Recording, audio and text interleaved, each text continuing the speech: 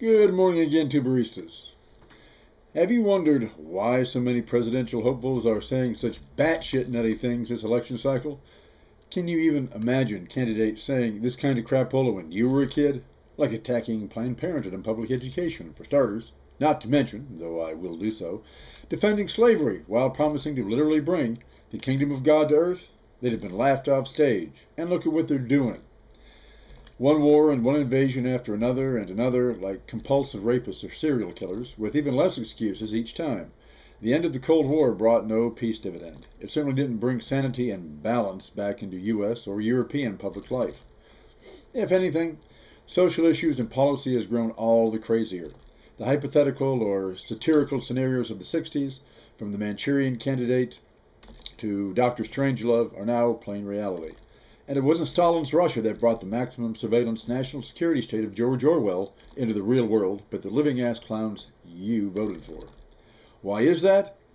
It's because the Cold War ended. Because the ruling circles of the US and A no longer have to give a fuck. They don't need to win hearts and minds at home and abroad. Smart bombs and drones just remove all those heads screwed on backwards and stop those hearts beating in the wrong places.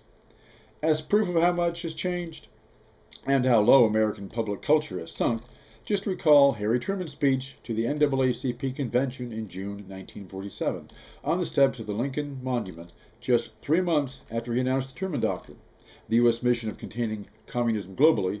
He spoke, verbatim, "The aftermath of war and the desire to keep faith with our nation's historic principles means the support of desperate populations of battle-ravaged countries must be won for our free way of life. We must have them as allies in our continuing struggle for the peaceful solution of the world's problems. Freedom is not an easy cause to sell to peoples beset by every kind of privation. They may surrender to the false security offered so temptingly by totalitarian regimes unless we can prove the superiority of democracy. To advance the strongest possible case, the United States will have to show that we have been able to put our own house in order." Can you imagine any U.S. candidate or president, even the current one, feeling compelled to make such a statement, even if rhetorically? Of course not. There's no need. There's no outside pressure from a competitor with something else to offer. Having knocked him out and gained an ideological monopoly, ideals, values, and principles can be likewise brushed aside, to leave the world with the facts of raw power, as one country after another is invaded with impunity, and in each election the candidates are more and more divorced from the real world and basic sanity. Just as direct war on Iran or Syria was unthinkable in Truman's time, so is his speech of 1947 unmouthable today. The Cold War was also responsible, of course, for the Marshall Plan, and there were always a covert operations aspect to its assistance. But the main point here was that instead of wrecking Europe's economy, ravaging its nations, or punishing them, even when richly deserving, they were instead pulled from the rubble through credits, subsidies, public and private investment. Even inside the United States, it was said by Thomas K. Finletter, President Kennedy's ambassador to NATO, that although the American people are as politically mature as any, they recently went through a decade of depression and misery, and they do not intend to repeat the experience. Substantially full employment and Social Security are not mere campaign watchwords. They are living standards which the American people intend to see achieved, or else. Any government which does not substantially solve these problems will be repudiated. If our government, in its present form, fails to meet these demands, the people will almost certainly destroy it and set up a totalitarian government in its stead. To prevent this, the U.S. labor movement was able to sell the ideas of organizing and collective bargaining to not only the government, but to private industry, even while purging the CIO in an anti-leftist witch hunt because of the threat of something worse than organized unions lurking out there.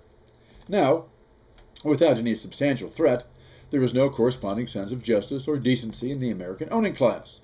It openly nominates reactionary jokers like Romney, or religious fanatics like Santorum, or anarcho-capitalists like Ron Paul, because they no longer have to give a flying fuck about the American people, their hurts, needs, wants, or desires for positive change. And even when presidents like Obama do promise change, they know they don't have to deliver on it. What a far, far cry from the era of John Kennedy, with whom Obama is quite unjustly compared. Bank bailouts and Rahm Emanuel over the Peace Corps and Sergeant Shriver. Can you imagine anyone on Obama's team publicly echoing Shriver and justifying the Peace Corps? To break down the feelings of insularity, of national superiority, of chauvinism, prejudice, and stereotype which had been erected throughout the world. I can't! Even if Obama is the first black U.S. president, the context of his times are totally opposed to such human-centered values. During the Cold War, the Supreme Court overturned segregation in Brown versus Topeka and enacted the Civil Rights Act, just as much for the benefit of the emerging nations of Asia and Africa as for its domestic beneficiaries, to counteract the red propaganda that the U.S. did not practice what it preached at home, to show the ex-colonial peoples whose side of the bread had the butter, and to choose accordingly.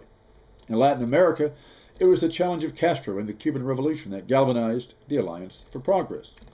True, there was a nasty counterinsurgency aspect to it, and a pro-business bias that would outlive its humanitarian aspect, but it was enough to make John Kennedy's name a household word throughout the lower reaches of the Western Hemisphere, and is still greatly respected today, probably more than any U.S. president since.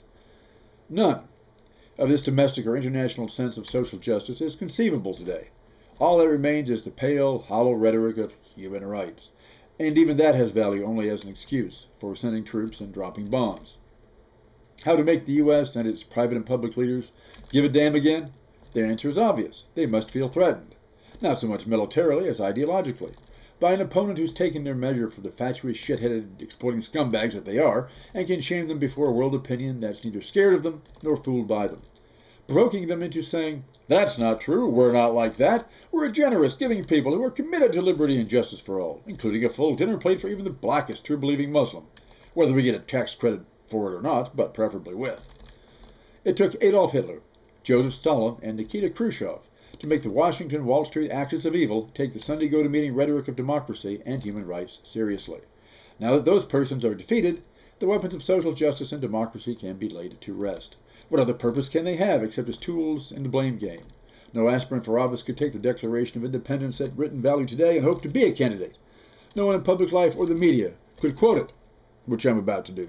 We hold these truths to be self-evident, that all men are created equal, that they are endowed by their Creator with certain inalienable rights, that among these are life, liberty, and the pursuit of happiness, that whenever any form of government becomes destructive to these ends, it is the right of the people to alter or to abolish it and to institute new government, or even advocate that as a policy guide, not without being put under surveillance by the FBI, the CIA, Homeland Security, the New York Police Department, and other transnational totalitarian agencies. Oh, speaking of which,